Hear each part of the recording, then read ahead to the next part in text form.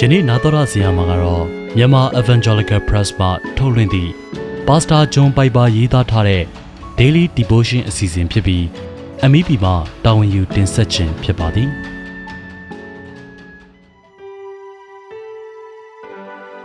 ဖျားသခင်ကိုဂုဏ်ယူရသည့်အရာ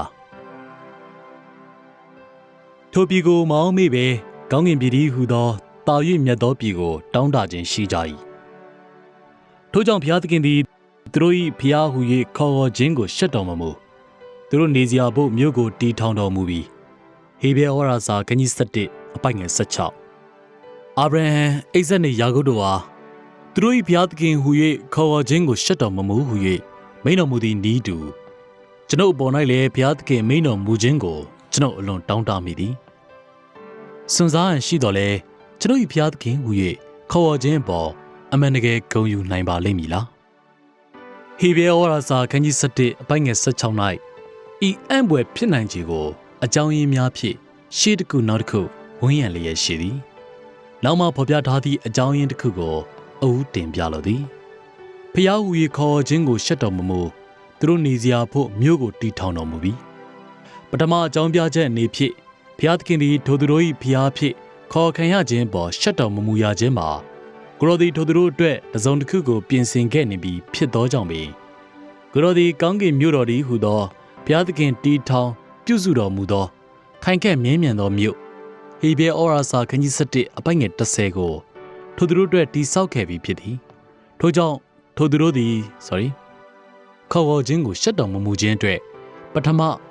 အကြောင်းပြချက်မှာဘုရားသခင်သည်ထိုသူတို့အတွက်လှုပ်ဆောင်တည်ဆောက်မှုပြုနှစ်ပြီးဖြစ်သောကြောင့်ပဲအခြားနည်းလည်းမရှိနိုင်ပေယခုပထမဖော်ပြချက်ကိုဆင်ခြင်ကြပါစို့၎င်းမှဤသို့ဖြစ်ထိုပြည်ကိုမောင်းမိပဲကောင်းကင်ပြည်သည်ဟူသောတာ၍မြတ်သောပြည်ကိုတောင်းတခြင်းရှိကြ၏ထို့ကြောင့်ဘုရားသခင်သည်သူတို့၏ဘုရားဟူ၍ခေါ်ဝေါ်ခြင်းကိုရှက်တော်မမူဘုရားသခင်သည်ထိုသူတို့၏ဘုရားဟူ၍ခေါ်ဝေါ်ခြင်းကိုရှက်တော်မမူကြောင်းထို့ကြောင့်ဟူသောဟောဝါဒဖြင့်ဖော်ပြထားသည်အကြောင်းရင်းမှာထိုသူတို့၏တောင်းတမှုဆန္ဒဖြင့်ထိုသူတို့သည်တာ၍ကောင်းမွန်သောပြည်တော်ကိုတောင်းတကာထိုပြည်တော်မှာဘုရားသခင်ဆူးဆန်တော်မူရာဖြစ်သော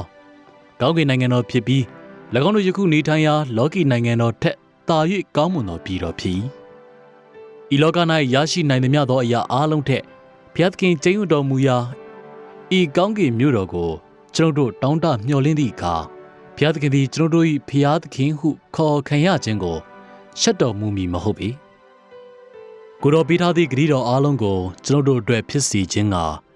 လိုက်လျှောက်လှုပ်ဆောင်သည့်အခါဘုရားသခင်သည်ကျွန်တို့၏ဘုရားဟူ၍ခေါ်ဝေါ်ခြင်းကိုဂုဏ်ယူဝမ်းမြောက်မည်ဖြစ်သည်ဤသည်မှာသတင်းကောင်းပင်ဖြစ်ထို့ကြောင့်တာ၍ကောင်းမွန်သောပြည်တော်ရှိရာကျွန်တို့အတွက်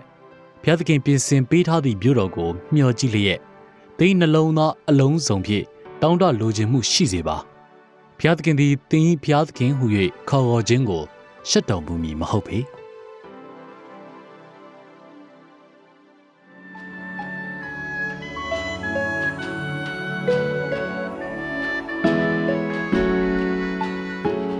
ယခုနာတော်ရဆင်ခဲ့ရတာကတော့မြန်မာ Evangelical Press မှထုတ်လွှင့်သည့် Pastor John Piper ရေးသားထားတဲ့ Daily Devotion အစီအစဉ်ဖြစ်ပြီး MEP မှတာဝန်ယူတင်ဆက်ခြင်းဖြစ်ပါသည်